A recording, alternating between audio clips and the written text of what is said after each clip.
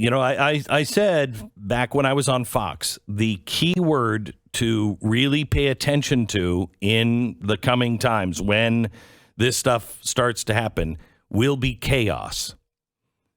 Chaos. When there is chaos, we know who the author of chaos is. And everywhere you are seeing the seeds of chaos. You're seeing it at the border. You're seeing it last night in front of the Supreme Court. This isn't, hey, let's do things the right way. Let's even just wait for an opinion. I would be just as angry at the right if they had released this opinion. Now, it may turn out that they did. I highly doubt it, but we don't know who did it. But this is the way the left works. And this isn't about abortion. That's what's so crazy. They are using women and abortion to pack the courts, get rid of the filibuster, and to take the country over. They want the whole thing. And I think they will burn it down if they don't get it. I think they believe there's going to be enough of a reaction to this, and they can convince them that this is the Handmaid's Tale, that they might be able to pull off a bigger power grab, right? Like where they can pack the court, where they can do all sorts of things to manipulate our system and our society. And it's not impossible they're right on that in that, look, abortion, generally speaking, is not particularly popular. It is divisive at the general level, right? Where if you say pro-choice versus pro-life, it's just generally a divisive issue where partisan rules apply. But when you go into it, the actual debate is not really much of a debate. The Republican position is illegal in most cases. Not for, there's exceptions for rape and incest. And again, we can get into those things, but that's the Republican position. That's where this battlefield has been drawn for a long time. And the Democratic position is basically, as we've seen from representative after representative, candidate after candidate, to my recollection, none or maybe only one of the Democratic candidates would actually put a date. I know. Which was usually third trimester. Yeah. To give you just a sense of the polling on this. The American people do agree that, generally speaking, that there should be abortion available to potential parents in the to moms, if you can define what a woman is, in the first 3 months, the first trimester. It is overwhelmingly unpopular every second after that. Well, only 15% believe abortion should be legal in all cases in the second trimester. Only 15%. Only 8% of Americans believe it should be legal in the third trimester. That shows you who's running the the Democratic Party and who is running California. Yeah, they're talking about now up to 30 days after birth. It's incredible. And illegal in most cases, it's only 19% third trimester and 34% second trimester. These are not close calls. This is in some ways, third trimester abortion is one of the most uniting things in our public discourse. Yeah, that and voting rights. People oppose it. People, voter ID. Voter ID. Those things are very uniting in America, but they just require common sense, and that's not what you're getting. I mean, I was watching the news early this morning, and I'm hearing these stories that have absolutely no connection to reality at all.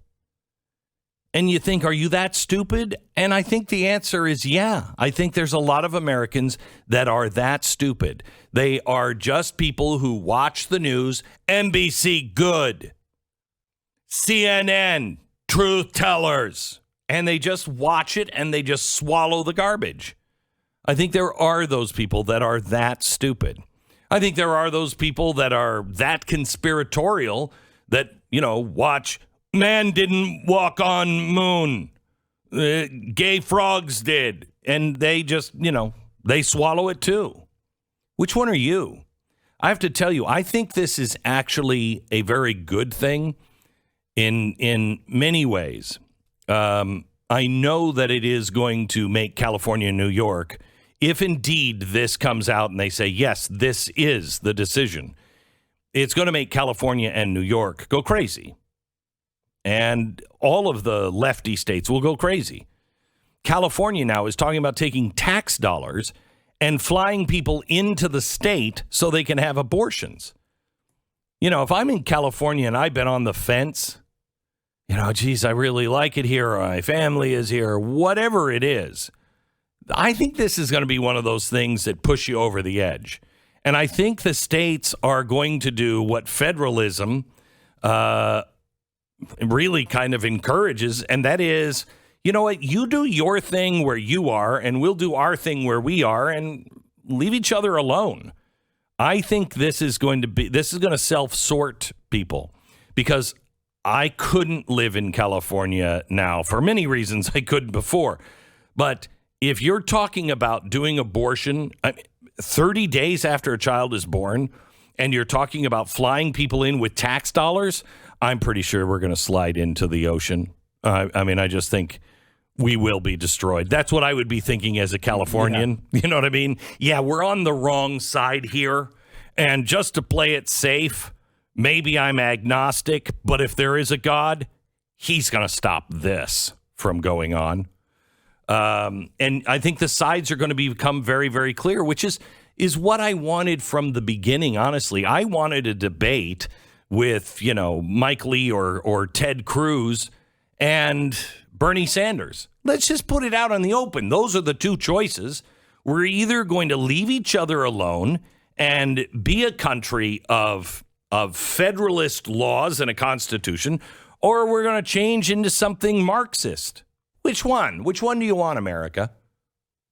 And, you know, I think half the country, maybe 40%, would pick, you know, let's try this new thing. Marxism, like it's new. We're going to try this new thing. I think only about maybe 15% really know what that means and what the effects would be and really want it. You know, but you get a lot of people going along with it just because it's something new, you know, let's try it. It's fresh. And I think the rest of people are just going to be like, I can't do it anymore.